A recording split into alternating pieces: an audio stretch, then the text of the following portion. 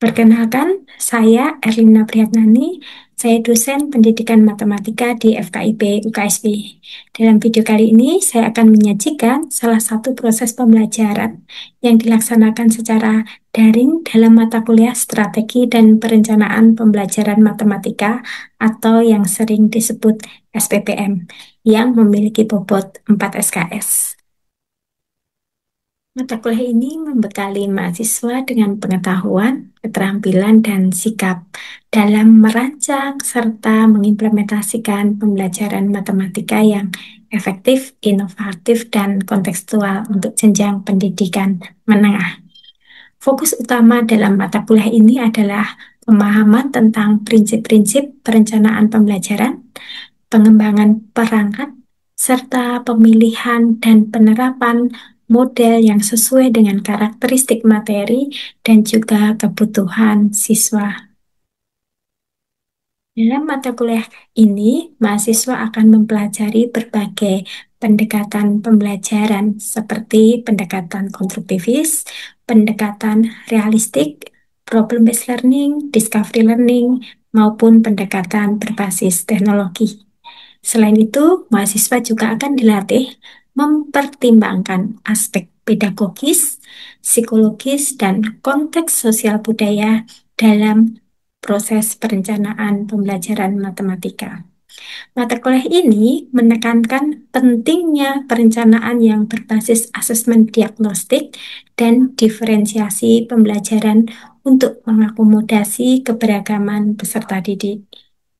Melalui perkuliahan teori, diskusi, analisis kasus, dan praktik penyusunan perangkat pembelajaran, mahasiswa diharapkan mampu merancang pembelajaran matematika yang bermakna, mampu memotivasi, serta mampu mengembangkan kemampuan berpikir kritis, kreatif, dan pemecahan masalah siswa.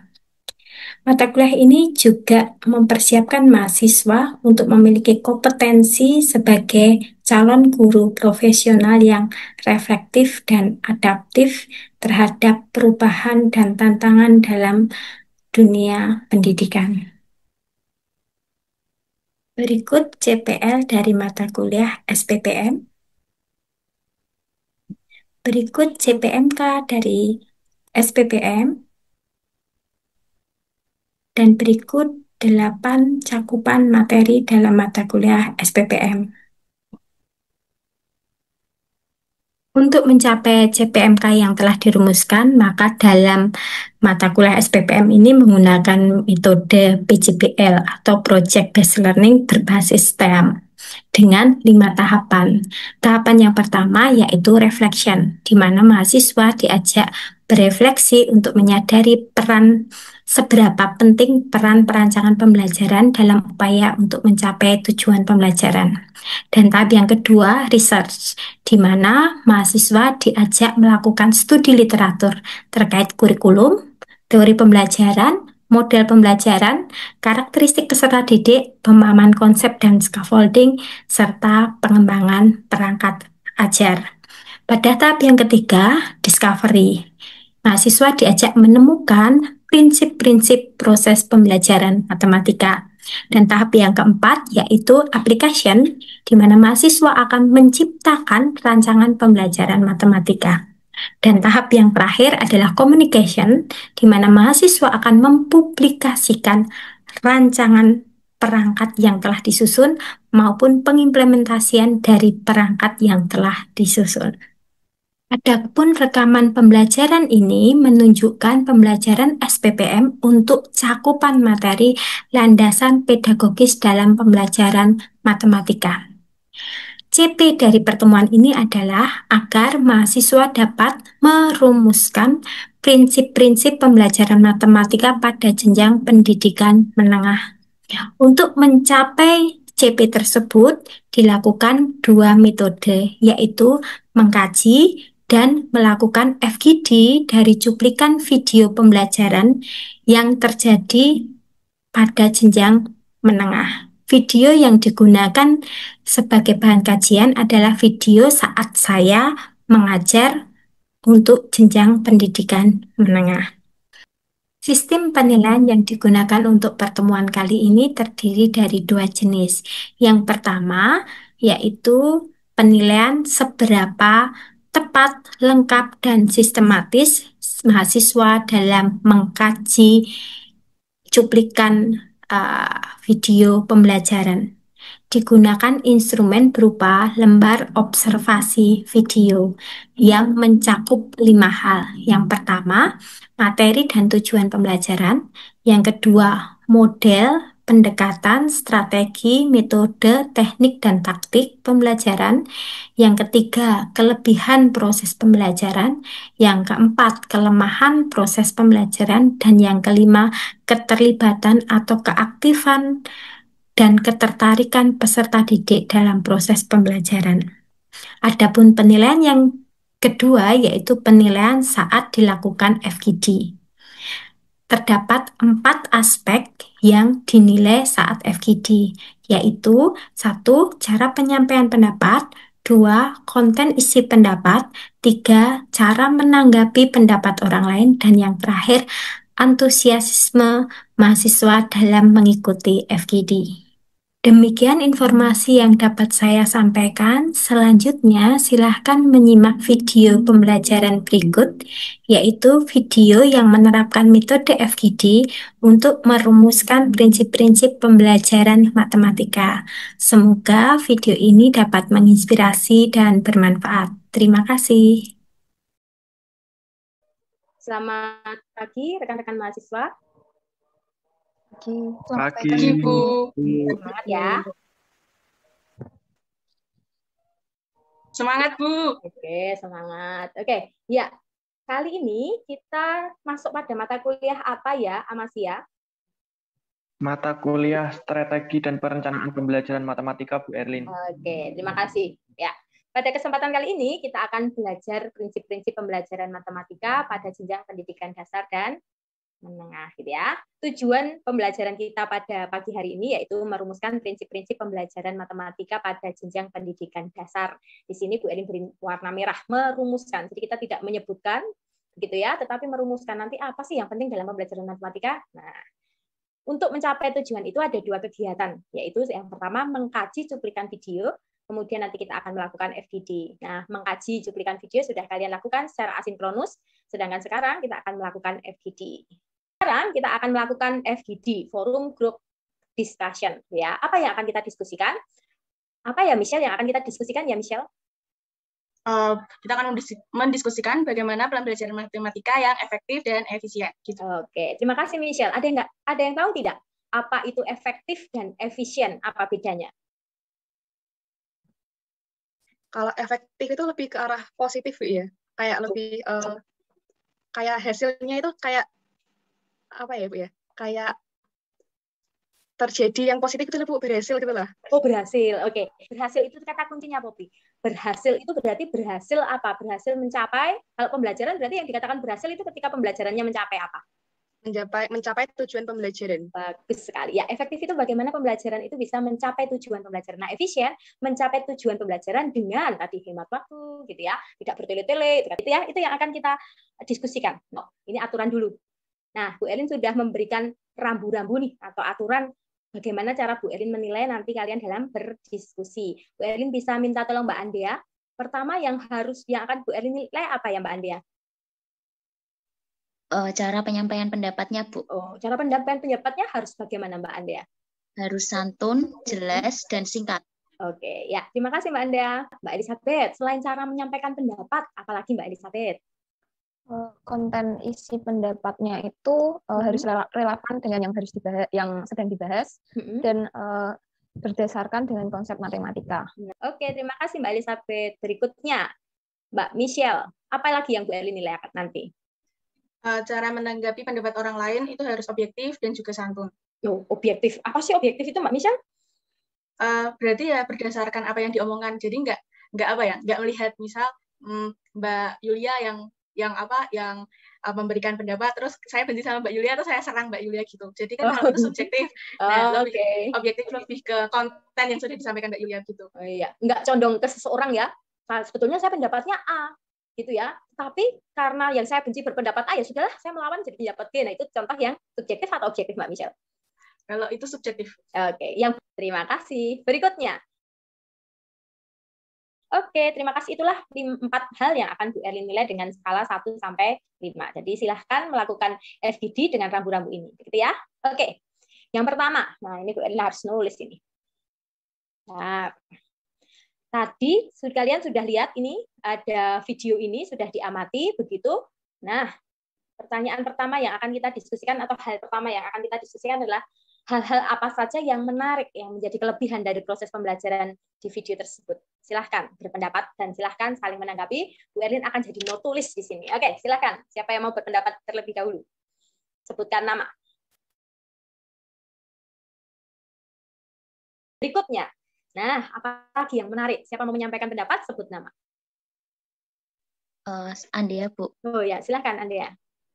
Cara guru menstimulus siswa saat peserta didik itu salah dalam hal mengalihkan. Itu distimulus dengan obat itu, Bu, 3 kali sehari atau sehari 3 kali, seperti itu. Oke, berarti cara guru dalam menanggapi kesalahan gitu ya? Kesalahan siswa gitu ya? Jadi pada jawaban yang telah diberikan oleh siswa, terus guru itu memberikan kayak coba waktu kamu sakit diberi obat, Pak dokter menulis di obatnya itu kalau misal 3 kali sehari itu 3 kali 1 atau 1 kali 3 seperti itu, Bu. Jadi dari situ nanti siswa oh iya ya ternyata gini seperti itu. Oke ya, berarti tidak langsung memberitahu salahnya gitu ya? Iya, Bu. Oke, tapi memberi arahan gitu ya, memberi gambaran lain gitu ya? Tidak. Makasih Mbak Andea. Ada lagi yang mau berpendapat tentang bagaimana cara guru menanggapi kesalahan siswa ini? Yulia, Bu. Oh ya, silahkan Mbak Yulia. Tadi ketika Bu Erlin bertanya kepada kedua siswa itu, Bu Erlin tidak langsung memberikan apa ya, ini jawabannya salah atau benar gitu, tapi lebih ke Bu Erlin bertanya bagaimana cara menyelesaikan dari setiap siswa gitu. Oh, tadi Jason cerita dulu, tadi ini saya begini-begini Bu, terus tadi ada kesalahan baru ketemu yang tadi 3 kali 1 itu. Terus Bu Erlin memberikan stimulus, juga tidak langsung memberikan jawaban, oh yang benar tuh 1 kali 3, 3 kali 1. Atau Bu Erlin memberikan contoh itu tadi, bagaimana dia menemukan konsep yang benar dari perkalian lewat pemberian resep dokter itu. Kemudian dari si ceritanya Jason, terus anak yang kedua jadi semakin tahu ini salah atau enggak ya, tapi dia juga bisa memberikan apa ya, menceritakan penyelesaiannya dia. Jadi dari guru menanggapi itu tidak langsung menjudge apa ya, menghakimi siswa ini jawaban si A benar, jawaban si B salah gitu, tapi lebih mencari tahu bagaimana kesalahan siswa lewat siswa yang bercerita begitu, Bu. Dengan memberikan stimulus itu itu atau tadi. Nggak perlu? Hal-hal seperti itu yang disampaikan Mbak Yulia tadi, menurut Mbak Yulia penting nggak bagi guru matematika untuk melakukan hal itu? Penting sekali sih, Bu. Karena dari situ, mungkin selama ini saya belajar, kadang dari saya sekolah itu guru cuma langsung bilang ini salah atau benar lewat rumus gitu kan. Nah, tapi kalau dengan sistem pembelajaran yang begini tuh, jadi siswa tuh semakin tahu, oh ternyata tuh jalan cerita dalam menyelesaikan soalnya tuh begini gitu. Bukan berbicara tentang rumus dan benar dan salahnya gitu. Salahnya, jadi tapi prosesnya ya? Iya, prosesnya. Jadi ketika siswa mengerjakan soal yang sama lagi, dia bukan berfokus lagi sama benar salah atau rumusnya itu, tapi dia tahu cara mengerjakannya dengan benar lewat cerita yang sudah diberikan atau konsep yang diberikan sama guru. Oke, terima kasih Mbak Yulia. Itu ya. Ada lagi kelebihannya kira-kira ada tidak, rekan-rekan? Oke, terima kasih. Kita cukupkan dulu 3 kelebihannya, kemudian kita akan ke berikutnya. Kelemahannya nih. Pasti tidak, masih ada sesuatu yang perlu diperbaiki. Siapa mau menyampaikan pendapat nih? Tadi kita sampaikan kelebihan 3. Sekarang supaya seimbang kita juga harus sampaikan hal-hal yang perlu diperbaiki 3. Apa itu? Siapa mau mengatakan? Oh, Elizabeth. Silakan Mbak Elizabeth. Mungkin waktu pembelajaran open kamera. Oh iya, waktu pembelajaran open kamera. Seberapa penting tuh open kamera? Memang harus open kamera? Memang untuk pembelajaran online atau menggunakan kayak Meet atau Zoom itu sebenarnya lebih baik untuk membuka kamera, karena kan guru tidak bisa yang pertama karena di rumah sendiri guru nggak bisa mengawasi dengan secara langsung, tapi dengan adanya open kamera setiap siswa, guru bisa paling tidak bisa melihat oh siswa ini tuh fokus, oh siswa ini tuh tidak tidur waktu pembelajaran berlangsung, seperti itu, Bu. Mbak Elizabeth, dengan melihat video tadi, 2 siswa nggak open kamera ya. Menurut Mbak Elizabeth, mereka berdua fokus nggak? Tertarik nggak? Selama video pembelajaran itu, dua siswa itu menurut saya fokus, karena bisa jawab dari pertanyaan guru yang diberikan. Oke, berarti nggak harus open kamera dong. Kalau dengan tidak open kamera saja Bu Elin sudah bisa melihat bahwa mereka fokus. Sebenarnya itu open kamera juga sebenarnya juga tidak bisa menjamin siswa itu fokus atau enggak. Close kamera itu siswa pasti nggak fokus, sebenarnya itu tidak menjamin. Cuma untuk lebih baiknya untuk open kamera maksudnya bisa dilihat secara langsung gitu sih. Oke, lebih terima kasih Mbak tidak Eli. membosankan. Oh, tidak membosankan. Ya, ada yang punya pendapat lain nih tentang harus tidak sih siswa sebetulnya open kamera gitu? Ini siswanya dulu ya, nanti baru gurunya. Gurunya itu sebetulnya Bu Erin open kamera, tapi karena Bu Erin pakai 2 device gitu ya, jadi yang Bu Erin presentasi itu nggak muncul, tapi Bu Erin open kamera. Karena, nah ini seberapa penting juga guru melakukan open kamera. Nah ini siapa mau berpendapat? Andia, Bu. Silakan Andia.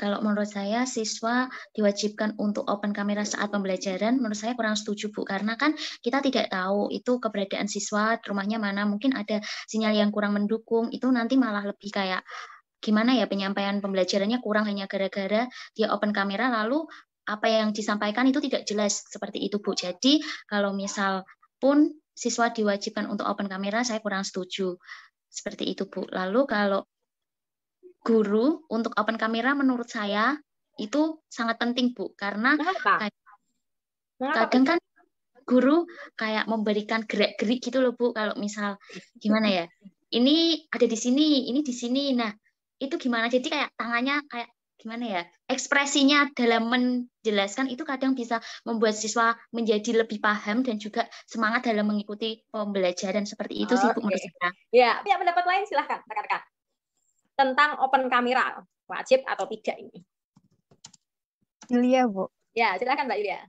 Mengenai wajib atau tidak tadi sudah disinggung sama Andrea begitu, tapi menurut saya penting sebenarnya Bu. Kalau kewajiban tadi kan mempertimbangkan sinyal begitu juga, itu juga harus dipertimbangkan oleh guru begitu untuk memberikan kewajiban bagi siswa open kamera atau tidak. Tapi sebenarnya menurut saya itu penting karena ketika siswa open kamera, guru bisa melihat ekspresi apa yang diberikan siswa ketika guru menjelaskan begitu.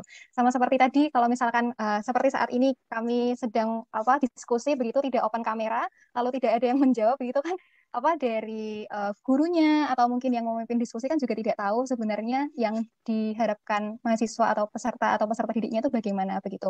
Apalagi ketika guru menjelaskan, misalkan guru bertanya apakah sudah jelas, ketika tidak ada yang menjawab tapi open kamera siswanya misalkan bengong begitu kan, guru bisa melihat ekspresinya, oh ternyata ini tuh siswanya belum mudeng meskipun dia tidak menjawab dengan open mic begitu. Jadi itu penting menurut saya Bu. Iya, supaya tahu ekspresinya. Tapi dalam kasus video ini tadi ya, ketika guru nih apakah ini di bawah ini termasuk enggak, terus ada tawa sudah, iya Ibu termasuk, itu menurutmu itu sudah sebuah ekspresi atau belum itu, atau enggak Bu, sudah, harus open kamera gitu? Sudah sih Bu. Berarti ya, tapi itu kan tadi hanya 2 siswa ya Bu, mungkin siswanya juga pikir ini kan mau nggak mau saya Jason dan Selen juga aku harus aktif nih. Kalau misalkan dalam satu kelas isinya 30 nanti kalau misalnya dari segi saya, oh nanti ada Andrea yang menjawab, oh nanti ada Amazia yang jawab, aku nggak usah gitu loh Bu. Kalau tadi kan cuma 2 siswa aja, jadi terdeteksi gitu ya. Iya, mau tidak mau dia juga caranya gitu, ngertinya gitu. Atau tidak gitu ya. Iya betul. Jadi kalau banyak harus open kamera ya. Harus dipertimbangkan. Harus dipertimbangkan. Oke. Apa maksudnya dipertimbangkan? Kok katanya pertimbangkan, kok nggak harus? Tadi kalau diwajibkan tadi yang dipertimbangkan tadi kan sinyalnya begitu. Sinyal, tapi kalau misalnya sinyal yang mendukung ya siswa open kamera begitu. Berarti sebagai guru nanti kita menyusun aturannya bagaimana? Maksudnya dipertimbangkan untuk open kamera kan nggak gitu kan? Terus saya sebagai guru harus bagaimana ini nanti? Memberi prosedur ke mereka bagaimana sebaiknya? Mbak Yulia. Mungkin bagi teman-teman yang sinyalnya bagus, mendukung atau menggunakan WiFi bisa menyalakan kamera begitu Bu. Oh. Jadi tidak memaksa begitu. Tidak memaksa bagi siswa yang begitu ya. Iya. Bagi siswa yang bisa open kamera silakan open kamera. Begitu saja penjelasan itu menurut Mbak Yulia cukup atau perlu penjelasan lain setelah itu? Gimana teman-teman? Ayo, prosedurnya bagaimana tadi? Sebut nama dulu. Amasia dulu berarti. Anda jangan lupa prosedur ya. Oke, siap Bu. Kalau dari saya pribadi, kita harus menjelaskan reward yang didapat ketika siswa itu open kamera seperti itu. Nah, setelah siswa itu tahu keuntungan dan kelebihan mereka open kamera, secara otomatis dia tergerak. Karena dia memiliki hal yang tidak dimiliki oleh teman-teman yang lainnya seperti itu, Bu. Oke, Kalau lihat ide. Berarti tidak hanya cukup sebaiknya open kamera, tapi dikasih penjelasan gitu ya. Mengapa harus ribetnya apa? Begitu ya, Mas ya? iya Bu Erlin. Oke, kira-kira ribetnya apa kalau Miss dia jadi guru? Dia ya, Bu. Ya, silakan. Kalau dari saya itu mungkin kalau misal pertemuan pertama dia open kamera sampai akhir, itu dikasih bintang 1, seperti itu. Nanti kalau bintangnya sudah terkumpul sampai 10 atau berapa gitu, bisalah diberi kayak reward, misal kuota seperti itu, Bu. Oke, kira-kira nih, wah saya jadi muridnya. Hari ini saya tidak ada wifi. Kalau gurunya seperti itu, besok kan ada pertemuan selanjutnya.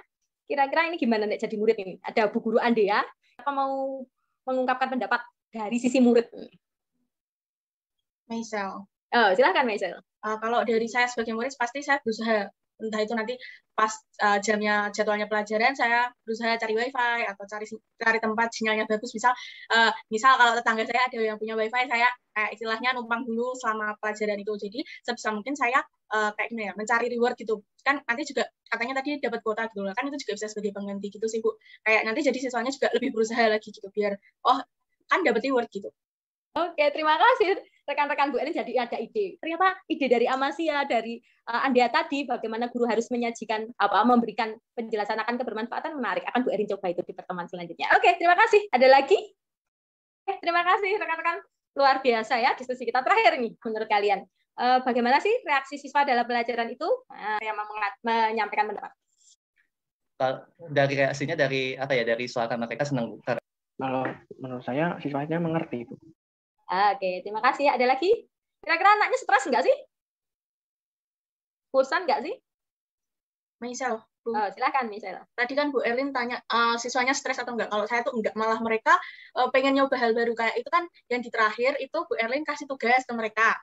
Yang itu kayak bikin soal HOTS, terus itu diselesaikan dengan cara langkah-langkahnya gitu. Nah, terus Bu Erlin sempat menawarkan, nah, keberatan atau enggak gitu. Mereka malah enggak Bu, itu kan kayak berarti mereka itu enggak dikasih tugas tuh enggak, bukannya stres atau dijadikan beban, malah sebagai kayak ini kan aku mau cari ilmu seperti yang sebelumnya dikatakan di depan gitu Bu. Jadi mereka ini juga sebagai tantangan gitu. Kalau saya lihatnya dari segi situnya.